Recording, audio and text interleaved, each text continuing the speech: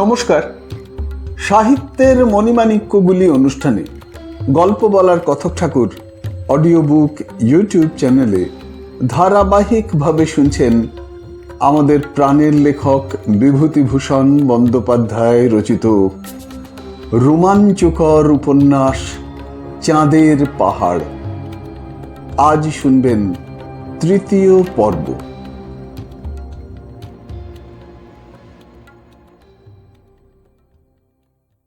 আগ্নেয় পর্বতের অত কাছে বাস করা আলভারেজ উচিত বিবেচনা করলে না। ওল্ডনীয় লেঙ্গাই পাহাড়ের ধুমায়িত শিখর দেশের সান্নিধ্য পরিত্যাগ করে তারা আরো পশ্চিম ঘেঁষে চলতে লাগল। সেদিকের গহন অরণ্যে আগুনের আঁচটিও লাগেনি। বর্ষার জলে সে অরণ্য আরো নিবিড় হয়ে উঠেছে ছোট ছোট গাছপালার ও লতা ঝোপের সমাবেশে। ছোট বড় কত ঝর্ণাধারা ও পার্বত্য নদী বয়ে চলেছে, তাদের মধ্যে একটাও আলভারেজের পূর্ব পরিচিত নয়। এইবার এক জায়গায় ওরা এসে উপস্থিত হলো যেখানে চারিদিকেই চুনা পাথর ও গ্রানাইটের ছোট বড় পাহাড় ও প্রত্যেক পাহাড়ের গায়ে নানা রকমের গুহা। স্থানটার প্রাকৃতিক দৃশ্য রিক্টার্সভেল্ডের সাধারণ দৃশ্য থেকে একটু অন্যরকম। এখানে বন তত ঘন নয়, কিন্তু বড় বড় গাছ চারিদিকে, আর যেখানে সেখানে পাহাড় ও গুহা। একটা উঁচু ঢিবির মতো গ্রানাইটের পাহাড়ের ওপর ওরা তাঁবু ফেলে রইল। এখানে এসে পর্যন্ত শঙ্করের মনে হয়েছে জায়গাটা ভালো নয়।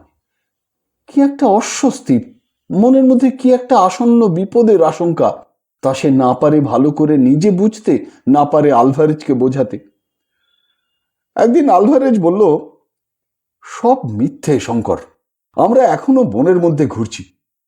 আজ সেই গাছটা আবার দেখেছি, সেই DA লেখা। অথচ তোমার মনে আছে আমরা যতদূর সম্ভব পশ্চিম দিক ঘেঁষেই চলেছি আজ 15 দিন। কি করে আমরা আবার সেই গাছের কাছে আসতে পারি? শঙ্কর বললে, তবে এখন কি উপায়? উপায় আছে।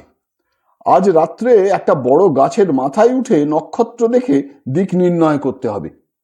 তুমি তাঁবুতে থেকো। শঙ্কর একটা কথা বুঝতে পারছিল না, তারা যদি চক্রাকারে ঘুরছে তবে এই অনুচ্চ শৈলমালা ও গুহার দেশে কি করে এলো? এ অঞ্চলে তো কখনো আসেনি বলেই মনে হয়। আলভারেজের উত্তরে বললে, গাছটাতে নাম খোদাই দেখে সে আর কখনো তার পূর্বে আসবার চেষ্টা করেনি।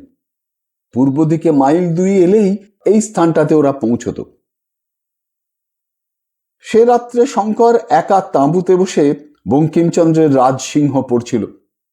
এই একখানাই বাংলা বই সে দেশ থেকে আসবার সময় সঙ্গে করে আনে এবং বহুবার পড়লেও সময় পেলেই আবার পড়ে।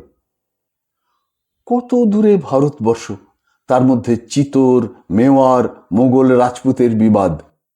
এই অজানা মহাদেশের অজানা মহা অরণ্যানীর মধ্যে বসে সেসব যেন অবাস্তব বলে মনে হয়। তাঁবুর বাইরে হঠাৎ যেন পায়ের শব্দ পাওয়া গেল।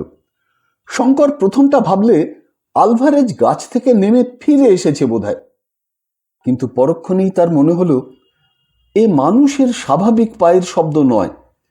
কেউ দু পায়ে থলে জড়িয়ে খুঁড়িয়ে খুঁড়িয়ে মাটিতে পা ঘষে ঘষে টেনে টেনে চললে যেন এমন ধরনের শব্দ হওয়া সম্ভব। আলভারেজের উইনচেস্টার রিপিটারটা হাতের কাছেই ছিল, ও সেটা তাঁবুর দরজার দিকে বাগিয়ে বসল। বাইরে পদশব্দটা একবার থেমে গেল, পরেই আবার তাঁবুর দক্ষিণ পাশ থেকে বাঁ দিকে এলো। একটা কোনো বড় প্রাণীর যেন ঘন ঘন নিঃশ্বাসের শব্দ পাওয়া গেল, ঠিক যেন পর্বত পার হবার পর এক রাত্রে ঘটেছিল ঠিক এই রকমের। শঙ্কর একটু ভয় খেয়ে সংযম হারিয়ে ফেলে রাইফেল ছুঁড়ে বসলে।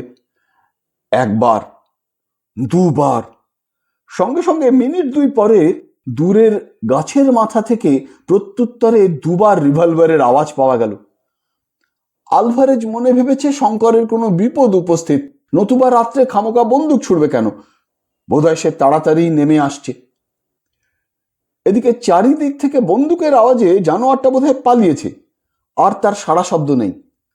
শঙ্কর টর্চ জেলে তাঁবুর বাইরে এসে ভাবলে আলভারেজকে সংকেতে গাছ থেকে নামতে বারণ করবে।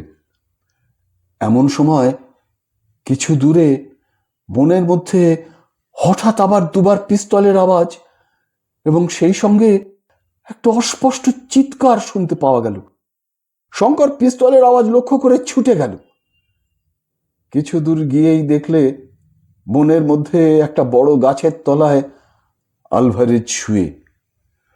টর্চের আলোয় তাকে দেখে শঙ্কর শিউরে উঠল ভয়ে বিস্ময়ে। তার সর্বশরীর রক্তমাখা, মাথাটা বাকি শরীরের সঙ্গে একটা অস্বাভাবিক কোণের সৃষ্টি করেছে, গায়ের কোটটা ছিন্ন ভিন্ন। শঙ্কর তাড়াতাড়ি ওর পাশে গিয়ে বসে ওর মাথাটা নিজের কোলে তুলে নিলে, ডাকলে, আলভারেজ, আলভারেজ। আলভারেজের সাড়া নেই। তার ঠোঁট দুটো একবার যেন নড়ে উঠল, কি যেন বলতে গেল। সে শঙ্করের দিকেই চেয়ে আছে, অথচ সে চোখে যেন দৃষ্টি নেই, অথবা কেমন যেন নিষ্পৃহ উদাস দৃষ্টি। শঙ্কর ওকে বহন করে তাঁবুতে নিয়ে এলো, মুখে জল দিল।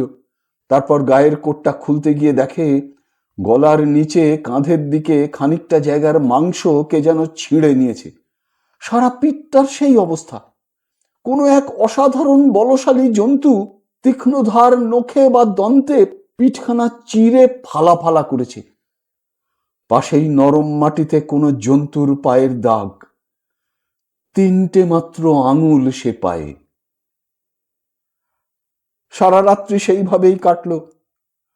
আলভারেজের সাড়া নেই, সংজ্ঞা নেই। সকাল হবার সঙ্গে সঙ্গে হঠাৎ যেন তার চেতনা ফিরে এলো।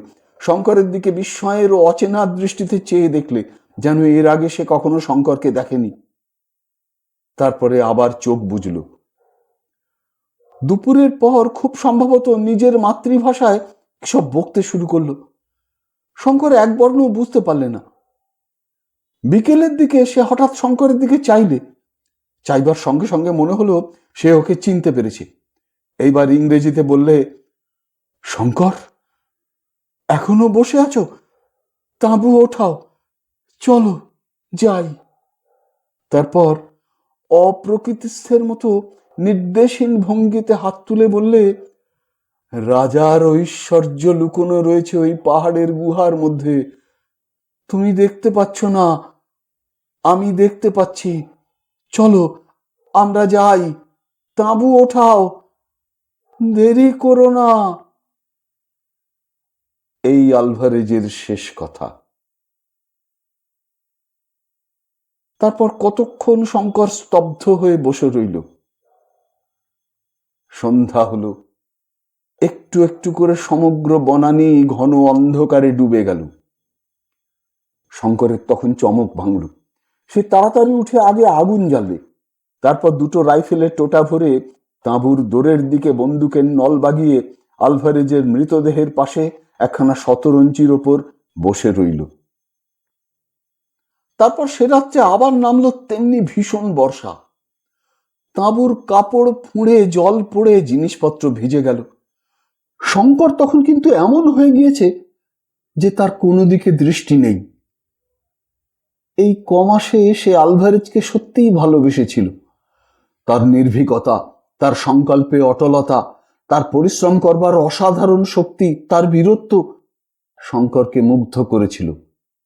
সে আলভারেজকে নিজের পিতার মতো ভালোবাসত। আলভারেজও তাকে তেমনি স্নেহের চোখেই দেখত।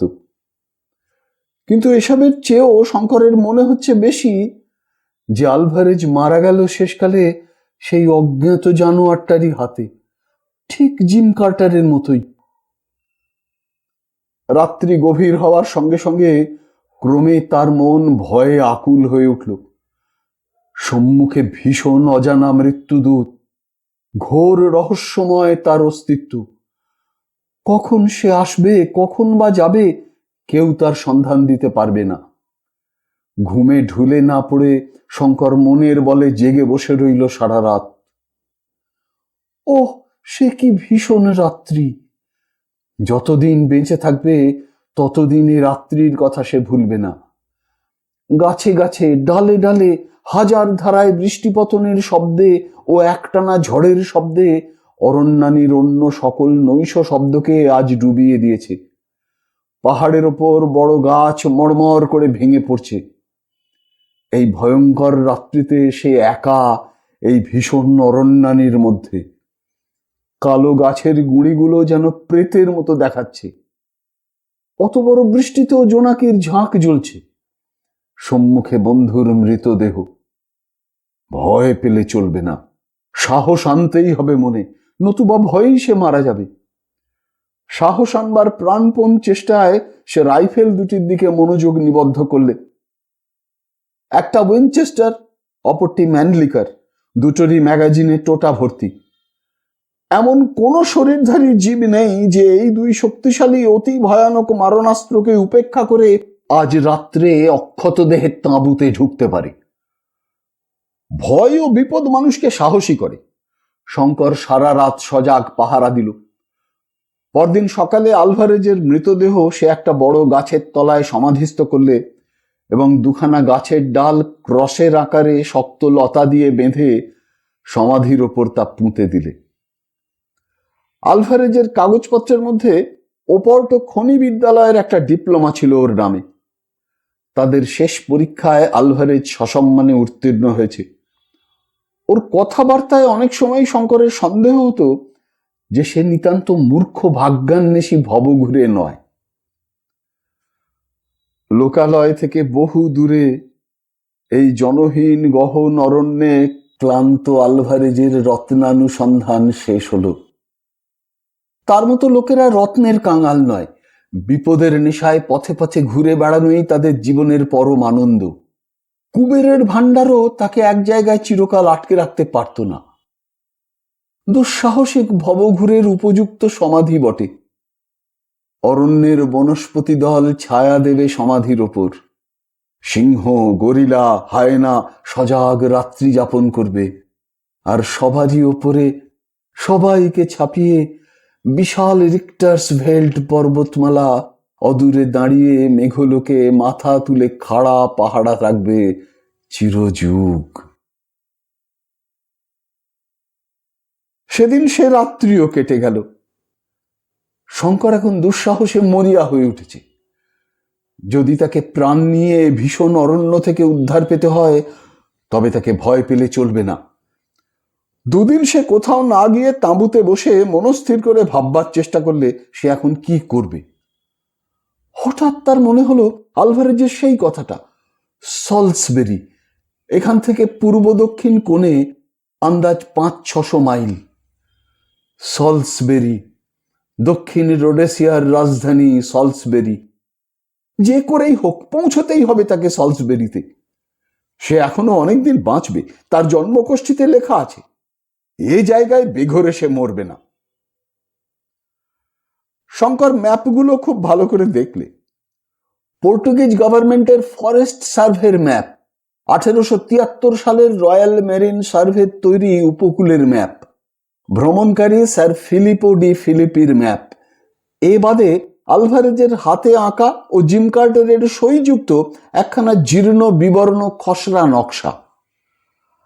আলভারেজ বেঁচে থাকতে সে এইসব ম্যাপ বুঝতে একবারও ভালো করে চেষ্টা করেনি। এখন এগুলো বোঝার উপর তার জীবন মরণ নির্ভর করছে। সলসবেরির সোজা রাস্তা বার করতে হবে। এ স্থান থেকে তার অবস্থিতি বিন্দুর দিক নির্ণয় করতে হবে। রিক্টার্স ভেল্ড অরণ্যের এই গোলক ধাঁতা থেকে তাকে উদ্ধার পেতেই হবে, সবই এই ম্যাপগুলির সাহায্যে। অনেক দেখবার শোনবার পরে ও বুঝতে পারলে এই অরণ্য পর্বতমালার সম্বন্ধে কোনো ম্যাপেই বিশেষ কিছুই দেওয়া নেই, এক আলভারেজের ও জিম কার্টারের খসড়া ম্যাপখানা ছাড়া। তাও এত সংক্ষিপ্ত এবং তাতে এত সাংকেতিক এবং গুপ্ত চিহ্ন ব্যবহার করা হয়েছে যে শঙ্করের পক্ষে তা প্রায় দুর্বোধ্য। কারণ এদের সবসময় ভয় ছিল যে ম্যাপ অপরের হাতে পড়লে পাছে আর কেউ এসে ওদের ধনে ভাগ বসায়। চতুর্থ দিন শঙ্কর সে স্থান ত্যাগ করে আন্দাজ মতো পূর্ব দিকে রওনা হলো। যাবার আগে কিছু বনের ফুলের মালা গেঁথে আলভারেজের সমাধির ওপর অর্পণ করলে। বুশক্রাফট বলে একটা জিনিস আছে। সুবিস্তীর্ণ বিজন গহন অরণ্যানীর মধ্যে ভ্রমণ করবার সময় এ বিদ্যা জানা না থাকলে বিপদ অবশ্যম্ভাবী। আলভারেজের সঙ্গে এতদিন ঘোরাঘুরি করার ফলে শঙ্কর কিছু কিছু বুশক্রাফট শিখে নিয়েছিল। তবুও তার মনে সন্দেহ হলো যে এই বন একা পাড়ি দেবার যোগ্যতা সে কি অর্জন করেছে। শুধু ভাগ্যের ওপর নির্ভর করে তাকে চলতে হবে। ভাগ্য ভালো হয় বন পার হতে পারে, ভাগ্য প্রসন্ন না হয় মৃত্যু। দুটো তিনটে ছোট পাহাড় সে পার হয়ে চলল। বন কখনো গভীর, কখনো পাতলা, কিন্তু বৃহৎ বৃহৎ বনস্পতির আর শেষ নেই। শঙ্করের জানা ছিল যে দীর্ঘ এলিফ্যান্ট ঘাসের জঙ্গল এলে বুঝতে হবে যে বনের প্রান্ত সীমায় পৌঁছানো গিয়েছে, কারণ গভীর জঙ্গলে কখনো এলিফ্যান্ট বা টুসাক ঘাস জন্মায় না। কিন্তু এলিফ্যান্ট ঘাসের চিহ্ন নেই কোনো দিকে, শুধুই বনস্পতি আর নিচু বনঝোপ। প্রথম দিন শেষ হলো এক নিবিড়তর অরণ্যের মধ্যে। শঙ্কর জিনিসপত্র প্রায় সবই ফেলে দিয়ে এসেছিল, কেবল আলভারেজের সেই ম্যানলিকার রাইফেলটা, অনেকগুলো টোটা, জলের বোতল, টর্চ, ম্যাপগুলো, কম্পাস, ঘড়ি, একখানা কম্বল ও সামান্য কিছু ঔষধ সঙ্গে নিয়েছিল। আর নিয়েছিল একটা দড়ির দোলনা। তাঁবুটা যদিও খুব হালকা, কিন্তু তা সে বয়ে আনা অসম্ভব বিবেচনায় ফেলেই এসেছে। দুটো গাছের ডালে মাটি থেকে অনেকটা উঁচুতে সে দড়ির দোলনা টানালে এবং হিংস্র জন্তুর ভয়ে গাছতলায় আগুন জ্বালালে। দোলনায় শুয়ে বন্দুক হাতে জেগে রইল, কারণ ঘুম অসম্ভব। একে ভয়ানক মশা, তার উপর সন্ধ্যের পর থেকেই গাছতলার কিছু দূর দিয়ে একটা চিতাবাঘ যাতায়াত শুরু করলে। গভীর অন্ধকারে তার চোখ জ্বলে যেন দুটো আগুনের ভাঁটা। শঙ্কর টর্চের আলো ফেলে, পালিয়ে যায়, আবার আধ ঘন্টা পরে ঠিক সেইখানে দাঁড়িয়ে ওর দিকে চেয়ে থাকে। শঙ্করের ভয় হলো ঘুমিয়ে পড়লে হয়তোবা লাফ দিয়ে দোলনায় উঠে আক্রমণ করবে। চিতাবাঘ অতি ধূর্ত জানোয়ার, কাজেই সারা রাত্রি শঙ্কর চোখের পাতা বোজাতে পারলে না। তার উপর চারিধারে নানা বন্য জন্তুর রব। একবার একটু তন্দ্রা এসেছিল, হঠাৎ কাছেই কোথাও একদল বালক বালিকার খিলখিল হাসির রবে তন্দ্রা ছুটে গিয়ে ও চমকে জেগে উঠল। ছেলেমেয়েরা হাসে কোথায়? এই জনমানবহীন অরণ্যে বালক বালিকাদের যাতায়াত করা বা এত রাত্রে হাসা উচিত নয়।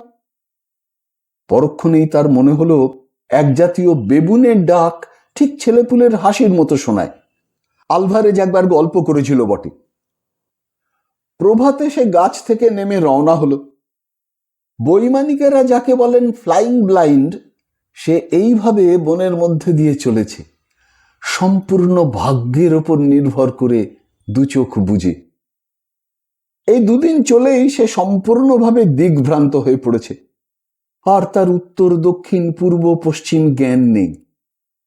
সে বুঝলে কোনো মহারণ্যে দিক ঠিক রেখে চলা কি ভীষণ কঠিন ব্যাপার। তোমার চারিপাশে সবসময়ই গাছের গুঁড়ি, অগণিত অজস্র, তার লেখাজোখা নেই। তোমার মাথার ওপর সবসময় ডালপালা লতা পাতার চন্দ্রাতপ। নক্ষত্র, চন্দ্র, সূর্য দৃষ্টিগোচর হয় না। সূর্যের আলো কম, সবসময়ই যেন গোধূলি। ক্রোশের পর ক্রোশ যাও, ওই একই ব্যাপার। এদিকে কম্পাস অকেজো, কি করে দিক ঠিক রাখা যায়? পঞ্চম দিনে একটা পাহাড়ের তলায় এসে সে বিশ্রামের জন্য থামল। কাছেই একটা প্রকাণ্ড গুহার মুখ। একটা ক্ষীণ জলস্রোত গুহার ভেতর থেকে বেরিয়ে বনের মধ্যে এঁকে বেঁকে অদৃশ্য হয়েছে। অত বড় গুহা কখনো না দেখার দরুন একটা কৌতূহলের বশবর্তী হয়েই সে জিনিসপত্র বাইরে রেখে গুহার মধ্যে ঢুকলো। গুহার মধ্যে খানিকটা আলো, ভেতরে বড় অন্ধকার। টর্চ জেলে সন্তর্পণে অগ্রসর হয়ে সে ক্রমশ এমন এক জায়গায় এসে পৌঁছলো যেখানে ডাইনে বাঁয়ে আর দুটো মুখ। ওপরের দিকে টর্চ উঠিয়ে দেখলে ছাদটা অনেকটা উঁচু। সাদা শক্ত নুনের মতো ক্যালসিয়াম কার্বনেটের সরু মোটা ঝুড়ি ছাদ থেকে ঝাড় লণ্ঠনের মতো ঝুলছে।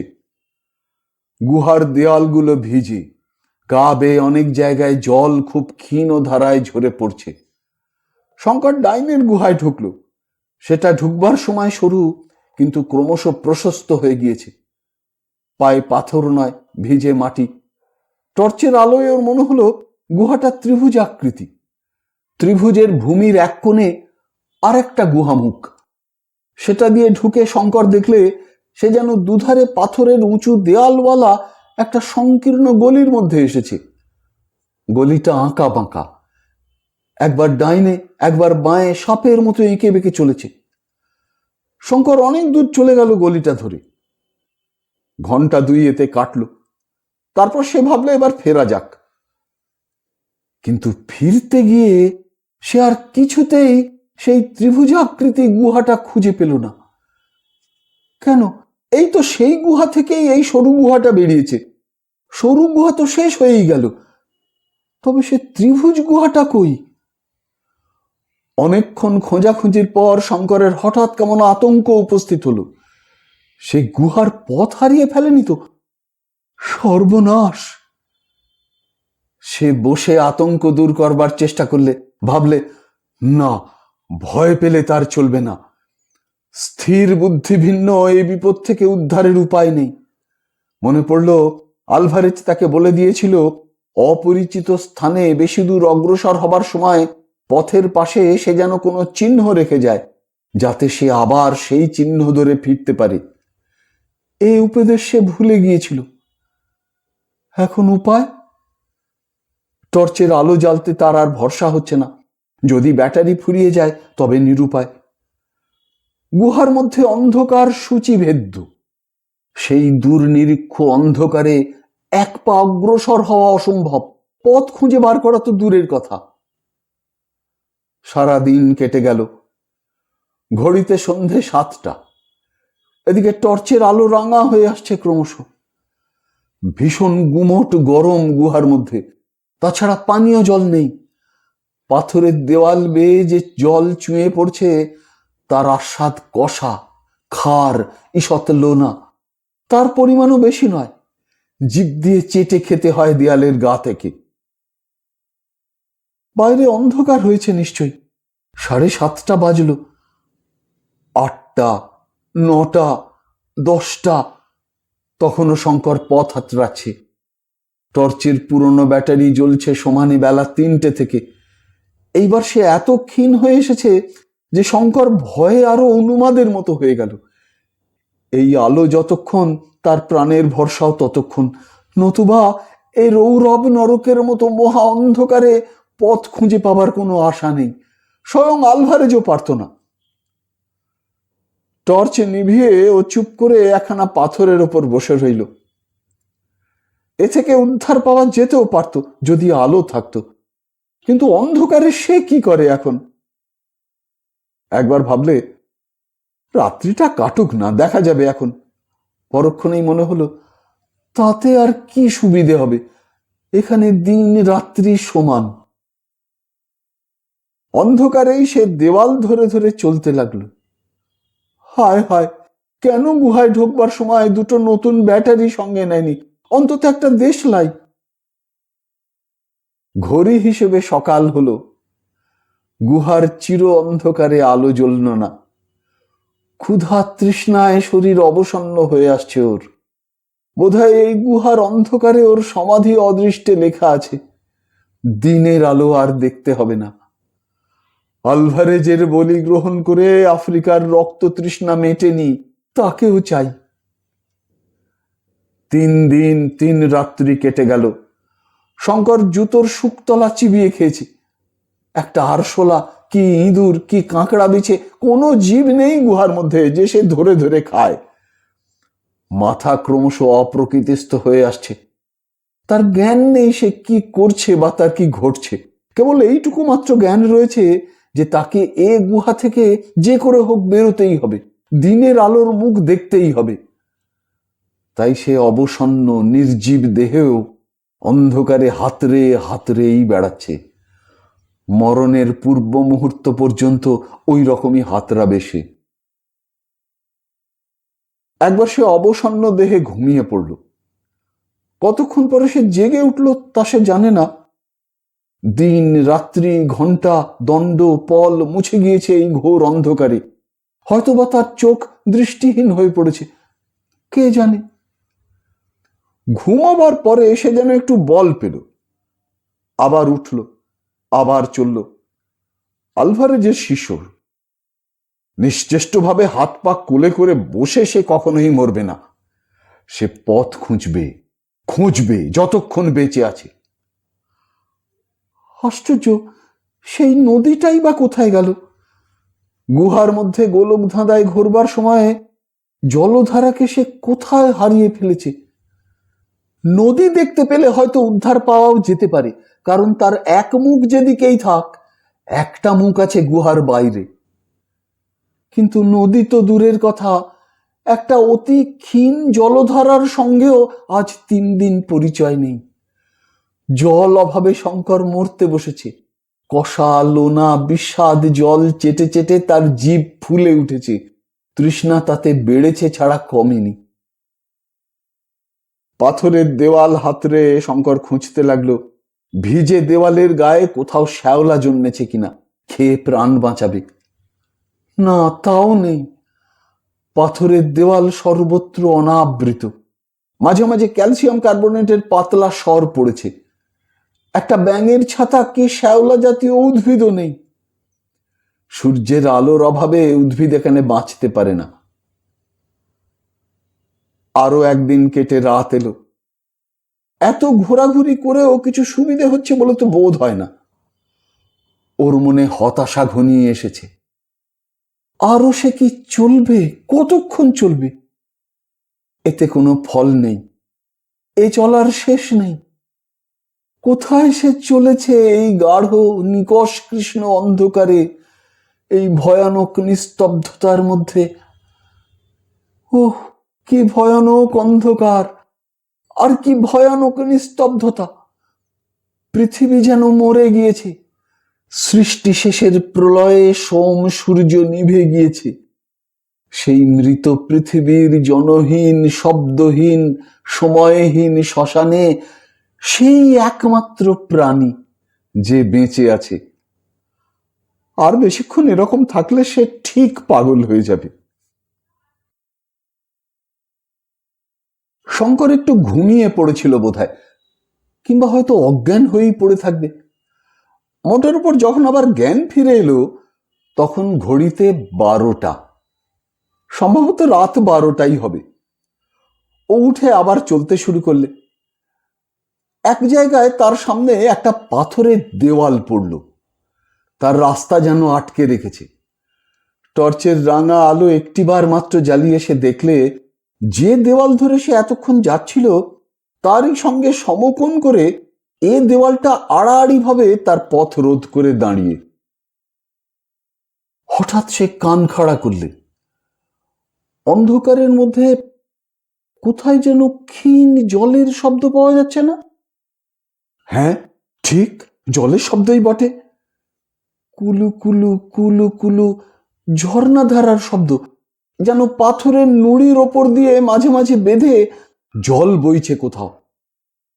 ভালো করে শুনে ওর মনে হলো জলের শব্দটা হচ্ছে এই পাথরের দেওয়ালের ওপারে। দেওয়ালে কান পেতে শুনে ওর সে ধারণা আরো বদ্ধমূল হলো। দেওয়াল ফুঁড়ে যাবার উপযুক্ত ফাঁক আছে কিনা টর্চের রাঙা আলোয় সন্ধান করতে করতে এক জায়গায় খুব নিচু ও সংকীর্ণ প্রাকৃতিক রন্ধ্র দেখতে পেলে। সেখান দিয়ে হামাগুড়ি দিয়ে অনেকটা গিয়ে হাতে জল ঠেকল। সন্তর্পণে ওপরের দিকে হাত দিয়ে বুঝলে সেখানটাতে দাঁড়ানো যেতে পারে। দাঁড়িয়ে উঠে ঘন অন্ধকারের মধ্যে কয়েক পা যেতেই স্রোতযুক্ত বরফের মতো ঠান্ডা জলে পায়ের পাতা ডুবে গেল। ঘন অন্ধকারের মধ্যেই নিচু হয়ে ও প্রাণ ভরে ঠান্ডা জল পান করে নিলে। তারপর টর্চের ক্ষীণ আলোয় জলের স্রোতের গতি লক্ষ্য করলে। এ ধরনের নির্ঝরের স্রোতের উজান দিকে গুহার মুখ সাধারণত হয় না। টর্চ নিভিয়ে সেই মহানিবিড় অন্ধকারে পায়ে পায়ে জলের ধারা অনুভব করতে করতে অনেকক্ষণ ধরে চলল। নির্ঝর চলেছে একে বেঁকে, কখনো ডাইনে কখনো বাঁয়ে। এক জায়গায় যেন সেটা 3-4টে ছোট বড় ধারায় বিভক্ত হয়ে গিয়ে এদিক ওদিক চলে গিয়েছে ওর মনে হলো। সেখানে এসে সে দিশাহারা হয়ে পড়ল। টর্চ জেলে দেখলে স্রোত নানামুখী। আলভারেজের কথা মনে পড়ল। পথে চিহ্ন রেখে না গেলে এখানে আবার গোল পাকিয়ে যাবার সম্ভাবনা।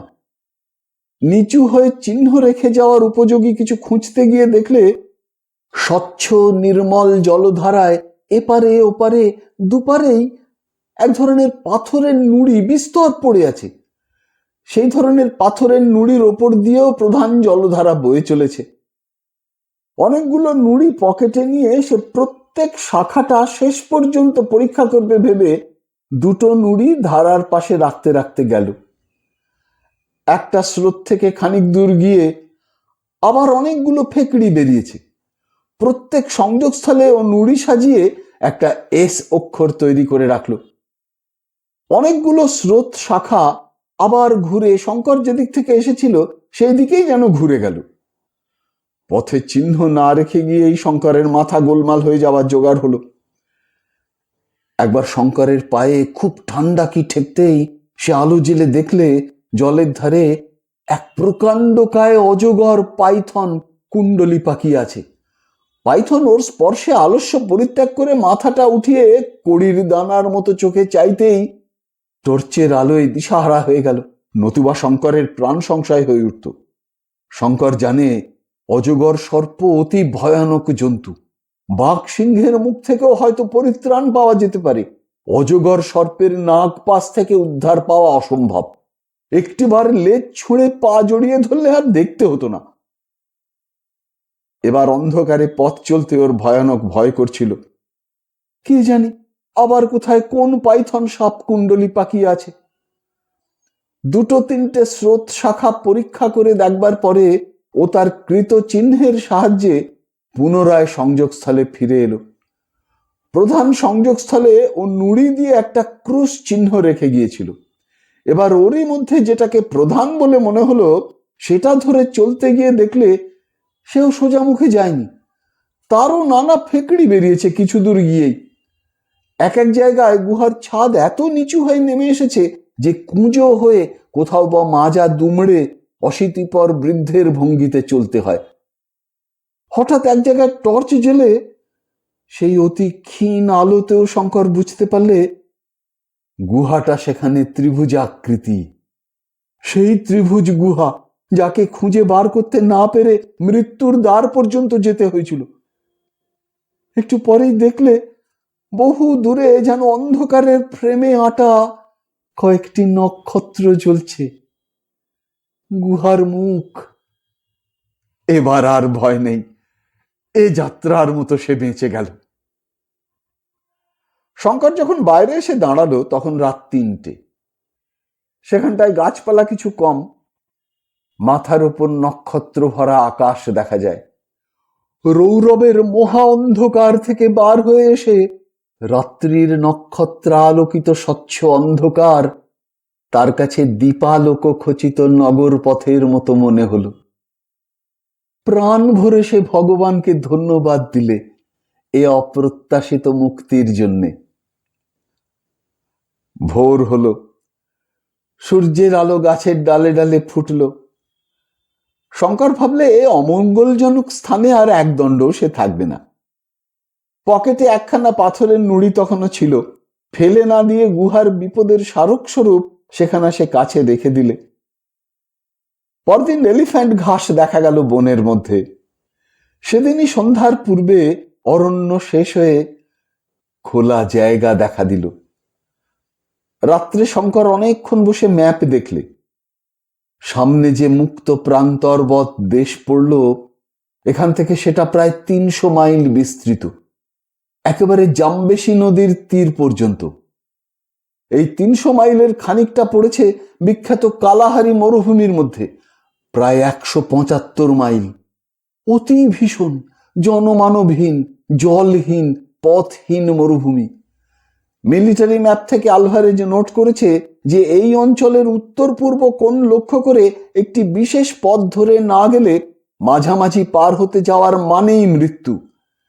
ম্যাপে এর নাম দিয়েছে তৃষ্ণার দেশ, থার্স্টল্যান্ড ট্রেক।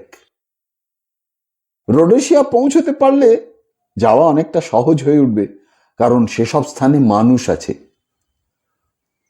শঙ্কর এখানে অত্যন্ত সাহসের পরিচয় দিলে। পথের এই ভয়ানক অবস্থা জেনে শুনেও সে দমে গেল না, হাত পা হারা হয়ে পড়ল না। এই পথে আলভারেজ একা গিয়ে সলসবেরি থেকে টোটা ও খাবার কিনে আনবে বলেছিল। 62 বছরের বৃদ্ধ যা পারবে বলে স্থির করেছিল, সে তা থেকে পিছিয়ে যাবে। কিন্তু সাহস ও নির্ভীকতা এক জিনিস, জ্ঞান ও অভিজ্ঞতা সম্পূর্ণ অন্য জিনিস। ম্যাপ দেখে গন্তব্যস্থানের দিক নির্ণয় করার ক্ষমতা শঙ্করের ছিল না। সে দেখলে ম্যাপের সে কিছুই বোঝে না। মিলিটারি ম্যাপগুলোতে দুটো মরুমধ্যস্থ কূপের অবস্থান স্থানের ল্যাটিচিউড লঙ্গিচিউড দেওয়া আছে। ম্যাগনেটিক নর্থ আর ট্রু নর্থ ঘটিত কি একটা গোলমেলে অঙ্ক কষে বার করতো আলভারেজ। শঙ্কর দেখেছে, কিন্তু শিখে নেয়নি। সুতরাং অদৃষ্টের উপর নির্ভর করা ছাড়া উপায় কি? অদৃষ্টের উপর নির্ভর করেই শঙ্কর এই দুস্তর মরুভূমিতে পাড়ি দিতে প্রস্তুত হলো। ফলে দুদিন যেতে না যেতেই শঙ্কর সম্পূর্ণ দিকভ্রান্ত হয়ে পড়ল। ম্যাপে দেখে যে কোনো অভিজ্ঞ লোক যে জলাশয় চোখ বুজে খুঁজে বার করতে পারত, শঙ্কর তার 3 মাইল উত্তর দিয়ে চলে গেল। অথচ তখন তার জল ফুরিয়ে এসেছে। নতুন পানীয় জল সংগ্রহ করে না নিলে জীবন বিপদাপন্ন হবে। প্রথমত শুধু প্রান্তর আর পাহাড়, ক্যাকটাস ও ইউফোবিয়ার বন, মাঝে মাঝে গ্রানাইটের স্তূপ। তারপর কি ভীষণ কষ্টের সে পথ চলা। খাদ্য নেই, জল নেই, পথ ঠিক নেই, মানুষের মুখ দেখা নেই। দিনের পর দিন শুধু সুদূর শূন্য দিগ্বলয় লক্ষ্য করে সে হতাশ পথযাত্রা। মাথার উপর আগুনের মতো সূর্য, পায়ের নিচে বালি পাথর যেন জ্বলন্ত অঙ্গার। সূর্য উঠছে, অস্ত যাচ্ছে, নক্ষত্র উঠছে, চাঁদ উঠছে, আবার অস্ত যাচ্ছে। মরুভূমির গিরগিটি একঘেয়ে সুরে ডাকছে, ঝিঝি ডাকছে সন্ধ্যায় গভীর নিশীথে। মাইল লেখা পাথর নেই, কত মাইল অতিক্রম করা হলো তার হিসেব নেই।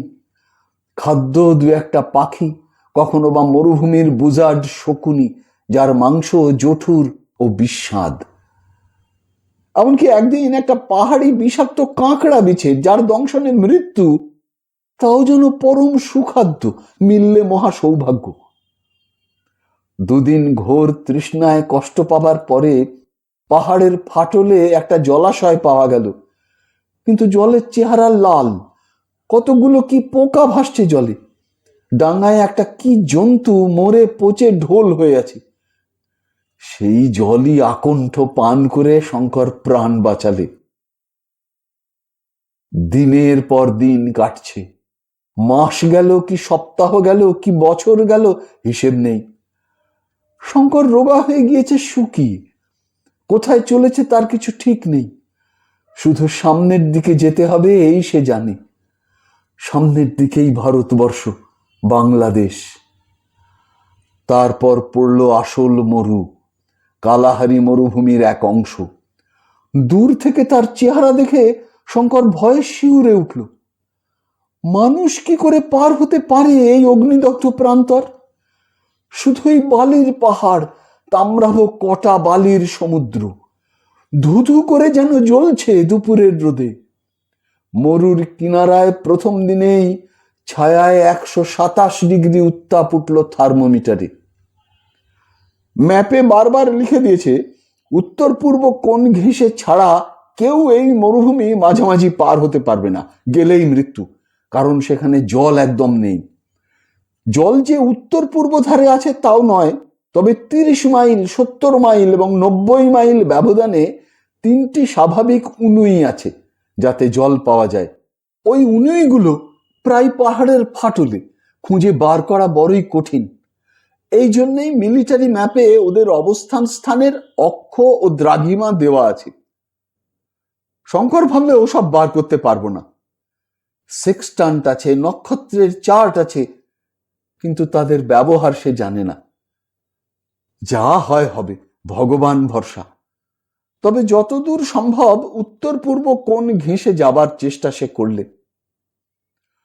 তৃতীয় দিনে নিতান্ত দৈব বলে সে একটা উনুই দেখতে পেল।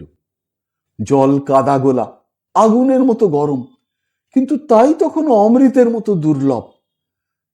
মরুভূমি ক্রমে ঘোরতর হয়ে উঠল। কোনো প্রকার জীবের বা উদ্ভিদের চিহ্ন ক্রমশ লুপ্ত হয়ে গেল। আগে রাত্রে আলো জ্বাললে দু একটা কীট পতঙ্গ আলোয় আকৃষ্ট হয়ে আসত, ক্রমে তাও আর আসে না। দিনে উত্তাপ, রাত্রে তেমনি শীত। শেষ রাত্রে শীতে হাত পা জমে যায় এমন অবস্থা। অথচ ক্রমশ আগুন জ্বালাবার উপায় গেল, কারণ জ্বালানি কাঠ একেবারেই নেই। কয়েকদিনের মধ্যে সঞ্চিত জল গেল ফুরিয়ে। সে সুবিস্তীর্ণ বালুকা সমুদ্রে একটি পরিচিত বালুকণা খুঁজে বার করা যতদূর অসম্ভব, তার চেয়ে অসম্ভব ক্ষুদ্র 1 হাত 2 হাত ব্যাস বিশিষ্ট জলের উনুই বার করা। সেদিন সন্ধ্যার সময় তৃষ্ণার কষ্টে শঙ্কর উন্মত্ত প্রায় হয়ে উঠল। এতক্ষণে শঙ্কর বুঝেছে যে ভীষণ মরুভূমি একা পার হওয়ার চেষ্টা করা আত্মহত্যার শামিল। সে এমন জায়গায় এসে পড়েছে যেখান থেকে ফেরবার উপায়ও নেই। একটা উঁচু বালিয়ারির ওপর উঠে সে দেখলে চারিধারে শুধুই কটা বালির পাহাড়, পূর্ব দিকে ক্রমশ উঁচু হয়ে গিয়েছে। পশ্চিমে সূর্য ডুবে গেলেও সারা আকাশ সূর্যাস্তের আভায় লাল। কিছু দূরে একটা ছোট ঢিবির মতো পাহাড়, এবং দূর থেকে মনে হলো একটা গুহাও আছে। এ ধরনের গ্রানাইটের ছোট ঢিবি এদেশে সর্বত্র। ট্রান্সভাল ও রোডেশিয়ায় এদের নাম কোপজে, অর্থাৎ ক্ষুদ্র পাহাড়। রাত্রে শীতের হাত থেকে উদ্ধার পাবার জন্যে শঙ্কর সেই গুহায় আশ্রয় নিলে। এইখানে একটা ব্যাপার ঘটল।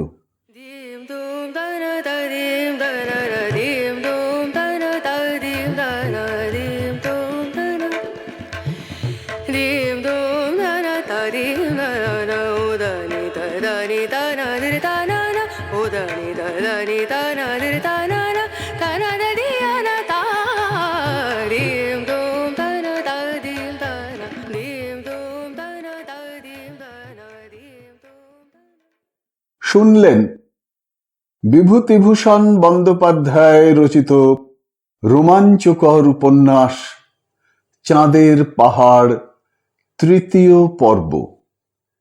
যদি এই অনুষ্ঠানটি আপনার ভালো লেগে থাকে তবে অবশ্যই একটি লাইক দিয়ে আমায় উৎসাহিত করবেন। যারা এখনো আমার এই চ্যানেলটিকে সাবস্ক্রাইব করেননি তারা অবশ্যই সাবস্ক্রাইব বোতামটি টিপে চ্যানেলটিকে সাবস্ক্রাইব করে নেবেন এবং ভিডিওর কমেন্ট বক্সে আপনার মূল্যবান মতামত জানিয়ে চ্যানেলটিকে আরো এগিয়ে নিয়ে যেতে আমায় সাহায্য করবেন। ভালো থাকুন, পাশে থাকুন, সুস্থ থাকুন আর শুনতে থাকুন সাহিত্যের মণিমাণিক্যগুলি অনুষ্ঠানটি। নমস্কার।